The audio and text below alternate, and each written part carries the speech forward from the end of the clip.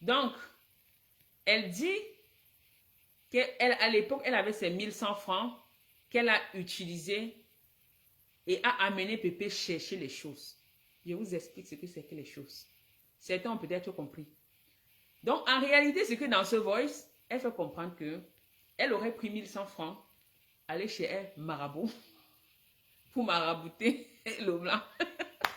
Le blanc pour que Pépé, le blanc de Pépé. Donc, elle a aidé Pépé à marabouter son blanc pour que, son truc. pour que ça marche. Donc, c'est ce que je comprends dans cette partie. On continue. Avec Stéphane. Et elle m'avait fait promettre que non, quand moi je vais aussi là-bas, arriver là-bas, je vais te trouver quelqu'un. Hein? Si elle m'aimait vraiment, elle devait me trouver un Français. Hein? Elle devait me trouver un Allemand. Ça fait combien d'années que je vais en Allemagne? Donc, ayant marabouté, aidé Pépé à marabouter son mari, Pépé lui aurait promis que quand j'arrive, je pense à toi. Tout de suite, je t'envoie quelqu'un. Ce qu'elle a fait. Elle lui a envoyé quelqu'un. Mais, lorsque la Lilloise regarde ses conditions de vie et regarde les conditions de vie de Pépé, elle estime que Pépé n'a pas été gentil, ne l'a pas aimé. Parce qu'elle aurait pu trouver quelqu'un qui a le même standing que le sien. Elle lui a trouvé quelqu'un qui est en location, quelqu'un qui n'a pas les pieds sur terre comme le sien. Écoutons. J'arrive les vacances, elle m'a déjà dit que ouais, je vais t'inscrire un peu ou bien me conseiller que ouais, il faut que tu apprennes à parler allemand B. Rien. Parce qu'elle veut que je reste de mon côté, que je ne viens pas empiéter sur sa vie. Donc notre Lilloise qui est assistante sociale, qui se dit assistante sociale, et qui est là pour s'aimer la zizanie entre ses frères et sœurs, il faut le noter. Son but premier, lorsqu'elle passe son examen, lorsqu'elle passe son cursus assistante sociale, le but premier, avec preuve à l'appui, j'ai les écrits, j'ai ses écrits, j'ai les voix, c'est de faire enlever tous les enfants de ses sœurs. Je dis bien tout, même les enfants de Pépé. Elle a commencé par moi. En ce moment, c'est ma petite sœur. Et dans certaines voices, l'autre normalement suivra. Donc, elle estime ici dans cette partie que ma sœur devra lui trouver un Allemand. Comme elle a un Allemand, il faudrait qu'elle lui trouve également un Allemand qui a le même statut financier que le sien. Donc, elle estime que ma sœur Pépé est de mauvaise foi parce que depuis qu'elle va en Allemagne, elle ne lui a jamais dit va apprendre les cours d'allemand. Donc, le problème ici, en fait, c'est la langue. C'est que Lilloise veut bien un allemand, mais elle ne sait pas parler allemand. Même l'anglais même, apparemment, c'est pas ça parce qu'il y a les Allemands qui parlent anglais. Or, Pépé et notre dernière petite sœur sont en Allemagne, donc elles connaissent bien la langue. Et Pépé estime que sa sœur n'est pas honnête avec elle parce que depuis toutes ces années qu'elle y va, elle aurait pu la conseiller de prendre les cours d'allemand. Mamie, c'est ta petite sœur. Ta petite sœur qui t'envoie à l'école. On continue. Mais je lui ai dit que je suis quelqu'un de humble, je ne suis pas fausse, je ne suis pas fourbe comme elle. Fait semblant avec les gens. Et je lui ai dit plusieurs fois, je t'ai dit que si tu as un problème avec ça avec elle, moi j'en ai marre et j'ai parlé à une grande sœur et comme une personne mature. Et par-dessus, je lui ai dit, toi tu ne peux pas faire ce que moi je fais. Donc, elle dit à ma petite sœur que, elle a dit à Pépé que si tu as un problème avec la petite sœur, parce que apparemment, la grande sœur projetait déjà quelque chose avec la petite sœur. Si tu as un problème avec elle, ne viens pas me le dire, dis-le plutôt directement à la petite sœur. Retenons bien ceci, parce que le contraire reviendra. Elle dit ceci à la petite sœur, à notre Benjamin qui vient d'avoir un bébé, que j'ai dit à notre sœur Pépé que si elle a un problème avec toi, qu'elle vienne résoudre avec toi. Pourtant, elle-même, là où elle a un problème, au lieu d'aller résoudre avec sa sœur, elle vient plutôt voir l'enfant. Elle vient voir l'enfant. On continue. Je sais m'humilier. La preuve en est que ça fait 3 ans, ça c'est la 3e année que je viens dans ton jardin et je travaille. Si ça avait été moi, ta petite soeur, je n'aurais jamais accepté que tu viennes travailler dans mon jardin. Ça fait 3 ans que la Lilloise se rend toutes les vacances chez Pépé pour travailler dans les champs. 3 ans. Je tiens à signaler que le voice n'est pas d'aujourd'hui. Ce voice n'est pas d'aujourd'hui. Je suis certaine parce que quand j'écoute là, ce n'est pas de 2023. Pardon. Elle dit que ça fait 3 ans qu'elle vient dans les champs de Pépé travailler. En réalité, Pépé est sur plusieurs mètres carrés. Peut-être, je ne sais pas, peut-être 3 hectares, un truc comme ça. Ou 3000 mètres carrés. Je ne sais pas, son truc est quand même grand, je ne sais plus. Non, pas hectares, 3000 mètres carrés. Oui, je crois bien, oui, c'est ça. Si je ne me trompe pas, hein, parce que leur truc, franchement, je me suis retiré un moment. Donc, le mari de Pépé, pour entretenir son environnement, son bien, il fait venir les étudiants parfois pour travailler et il les paye. Ici, on appelle ça le travail au... On appelle ça ici le travail au black. C'est important hein, que j'explique parce que ça m'a mordu. Je n'ai pas cherché, mais c'est venu me trouver.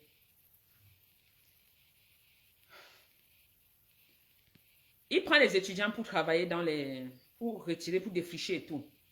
Et quand la Lilloise voit ça, elle se dit que moi-même, je peux souvent venir défricher. Puisque la Lilloise, à cette époque, ne travaillait pas. Elle n'avait aucune qualification et c'était difficile. Ici en Europe, lorsque vous entrez, c'est un conseil. C'est un conseil que je vous donne. Pour ceux qui arrivent là, les priorités sont un diplôme d'État et le permis. Quand vous avez ces deux choses-là, j'ai oublié. Il y a d'abord les papiers. Permis et diplôme d'État. Ces 3 choses-là, il faut quelque chose, il faut une formation. Et tout le monde peut se former, même si au pays, vous avez le niveau SIL. Ici, il y a des formations. Et le salaire est bien payé, même si tu balais les routes, tu es bien payé. Ça s'appelle le SMIC et tu t'en sors super bien. Qu'on ne vienne pas vous mentir. Pour tous ceux qui arrivent ici en Europe, sachez-le. La priorité, Kaolo, permis, une formation. On s'en fout du domaine. Forme-toi dans ce que tu veux, mais pourvu que tu sois formé. Quand tu as ces 3 choses-là, tu es tranquille. Très important. Donc, Pépé décide d'aller travailler dans les plantations. Elle est payée. Elle compte les fafios. Elle s'arrête là. Lorsqu'elle rentre à l'île, elle ne fait plus rien. Elle passe des journées à coucher ou appeler au pays et faire le commérage, congosser. Parce que lorsque tu travailles ici, tu n'as pas le temps de faire les voices. Tu n'as pas le temps. Franchement, surtout quand tu es mère d'enfant en plus. Il n'y a pas le temps. Ça va très vite. Si tu travailles, il faut déjà te reposer. Et en plus, il y a les enfants, il y a des trucs administratifs. À tout moment, c'est que tu as des courriers. Rendez-vous ci, rendez-vous ça, patati patata. Les activités des enfants, mais ça te sature. Tu n'as pas le temps de faire les tonnes de voice ou de détester qui que ce soit. Tu n'as pas ce temps-là. Donc, Pépé estime que si sa soeur, la Lilloise estime que si sa soeur Pépé l'aimait, elle ne devait pas permettre que elle, Pépé, elle, Lilloise, sa grande soeur, travaille dans ses champs. Mamie, qui t'a forcé? N'est-ce pas, tu as porté tes pieds, tu es parti te donner là-bas. Ma grand me disait souvent que c'est la patate qui avait accepté qu'on la mange crue. Tu as dit que tu es la patate, non. On t'a chope, non. Voilà, tu supportes. Moi, je suis allée en Allemagne. Le mari de Pépé m'a demandé de travailler dans les champs pour qu'il me paye. J'ai dit, hein, papa? Donc, tu es mon beau-frère. Tu as ma soeur. Et je dois travailler pour que tu me payes. Non. Je l'ai dit, moi, je ne parle pas allemand. Hein. Je ne parle pas allemand et le monsieur ne parle pas français. Donc, j'ai essayé de lui faire comprendre ça comme ça, au passage, vite fait. Soit je travaille gratuitement. J'aime d'ailleurs travailler. Elles le savent. Hein. Elles savent que dans tous les domaines, Nana est présente. C'est une grâce de Dieu. Je ne me vante pas. Que la gloire revienne au Père. C'est lui qui m'a créé. C'est lui qui a fait ça. Donc, je suis peut-être éparpillée. Mais tout ce que je touche, je le fais bien. C'est comme ça. Donc, j'ai dit au monsieur que soit je travaille gratuitement, soit si tu veux me dépanner, tu me dépannes. Il est hors de question que je travaille pour toi. Non, ça ne peut pas marcher comme ça. Le monsieur m'a détesté, hein. Ça me fait quoi? Tu es Dieu. On ne sait même plus jamais parler. Quel est mon problème dedans? Donc, Pépé s'en va. À Lille, là, elle pouvait travailler. Elle pouvait travailler et avoir même les bulletins de paie. Parce qu'en Europe, ce qui compte, ce sont les bulletins de paie. Ce n'est même pas l'argent. Avec les bulletins de paie, tu es plus crédible. Avec les bulletins de paie, tu organises mieux ta vie. Même si tu travailles quelque part, on te donne 10 000 euros et que tu n'as pas de bulletin de paie, celui qui gagne 1500 te dépasse. Parce que devant la France, avec tes 10 000 euros, tu n'es rien. On ne connaît même pas que tu existes. Tu as eu ça comme ça. C'est le cash et en plus, on va appeler ça blanchiment même. Donc, le bulletin de paie est important. Une fille de cet âge-là qui se lève, elle quitte sa maison, elle s'en va chez sa petite soeur s'installer pour travailler dans les champs en bain. On appelle ça quoi? Dites-moi. On appelle ça quoi? Comment aujourd'hui, elle ne doit pas être aigrie face à certaines choses concernant ses petites soeurs? Je ne veux pas brûler les étapes. On va y arriver. C'est lamentable. C'est regrettable. En fait, il y a des personnes qui pensent être malines. Parce qu'on se dit, si je ferme ma porte en Europe pour m'en aller, environ 2 mois, le temps des vacances, je ne consomme pas l'eau. Je ne consomme pas l'électricité. Bref, je débranche les appareils. Ça me fait des économies. Parce que tout est tellement cher en Europe qu'il suffit d'1 mois sans consommer certaines choses, tu fais beaucoup d'économies. Donc, la Lilloise estime que en fermant sa porte et en allant s'installer chez Pépé, Pépé la prend en charge avec son fils. Et non seulement ça, entre-temps, elle travaille dans les champs et elle est payée à la fin. Elle revient chez elle avec les sous. Voilà comment une personne peut vivre. Voilà comment quelqu'un peut vivre. Et elle aimerait qu'on la respecte. Nous sommes humains. Dites-moi si ça peut marcher. Qui pense que ce système peut marcher? En passant, je suis allée chez la Lilloise quand je suis arrivée ici en Europe.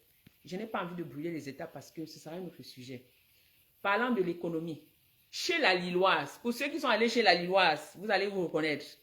La Lilloise te suit aux toilettes avec un seau en main. C'est-à-dire, ça te diminue en fait. Ça te ridiculise. Tu vas aux toilettes, on te suit avec un seau d'eau sale. Mais non, non, non, non, non, ne tire pas la chasse. Hein, ça coûte cher. Et verse ça comme ça. Tu veux te laver, elle vient guetter si tu utilises l'eau chaude, même si c'est en hiver. Non, non, non, non, non, non, non, il faut quantifier. Non, non. Vous êtes dans la maison, vous grelottez comme ça, même avec les enfants de bas âge. Tous les chauffages sont fermés parce que madame veut que, à la fin d'année, elle soit remboursée. Tous les prélèvements qui se font par EDF, qu'elle soit remboursée. Mamie, tu fais quoi avec cet argent? Donc, quand j'étais venue chez moi, je suis tombée malade à cause du foie, là, tu étais contente. Je ne vais pas encore toucher au sujet là parce que j'arrive. On va expliquer comment ça s'est passé chez toi. Parce qu'aujourd'hui, je t'en vais jouer les victimes au pays. On va expliquer. Tu me lances la machine à laver. On sort le tuyau d'évacuation. On met dans un fût. Donc, c'est l'eau là qu'on utilise pour pousser les trucs. Je ne refuse pas que l'économie est bien, hein, mais tu peux faire ça seul. Tu ne fais pas ça avec les visiteurs. Ya! Tu ne fais pas ça avec les visiteurs. So quoi? Et quand tu arrives chez moi, tu es content de... Tu tires, tu pousses tu tires la chasse 10 fois. Même les assiettes, je veux laver, tu exiges que je lave l'eau froide, maman. On est en bain, il fait froid. Mes mains sont gelées comme ça, je suis en train de laver l'assiette comme ça. C'est l'économie de quoi? C'est l'économie de quoi comme ça? Même quand tu es mère seule ici et que tu ne travailles pas, n'est-ce pas? Tes charges sont diminuées et que tu as des prestations. C'est de l'économie pour faire quoi comme ça? Pourquoi quand tu arrives chez tes petites soeurs, tu ne gardes pas le même comportement? Hein? Tu te crois maligne. Parce qu'on te laisse faire, tu crois que nous sommes bêtes. Je ne suis pas bête. C'est juste par respect. C'est par respect. On va continuer le voice.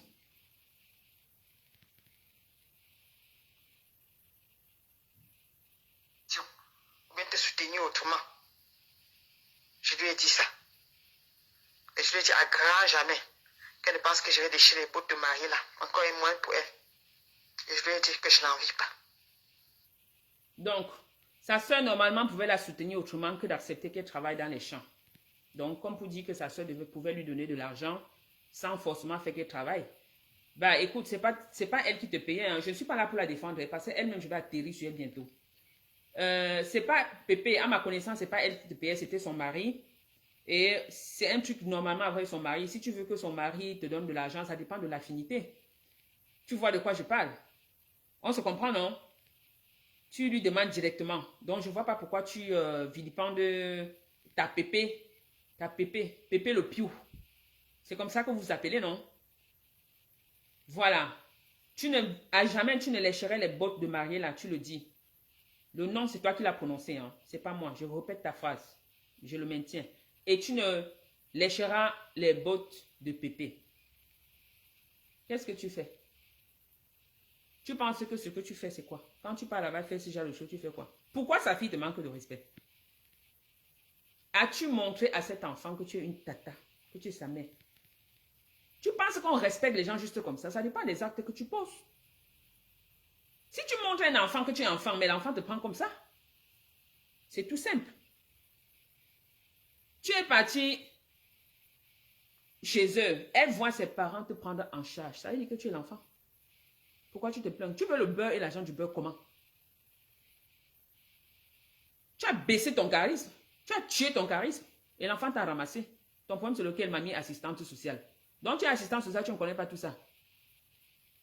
Tu ne connais pas. C'est Nana qui va venir. C'est Nana qui est aide-soignante là.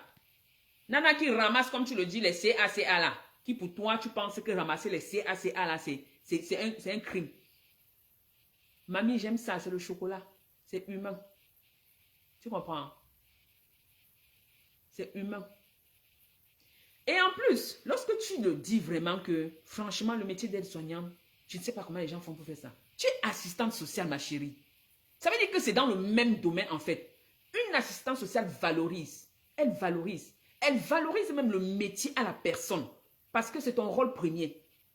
Je ne comprends pas. Ça, c'est vraiment la magie. Je ne comprends pas. Je suis perdue. Je me demande où est-ce que tu as passé ton diplôme. Et j'espère tout simplement que tes chefs ne vont pas tomber sur ce direct parce que tu risques d'avoir des problèmes. Comment une assistante sociale peut dévaloriser le métier d'aide-soignante?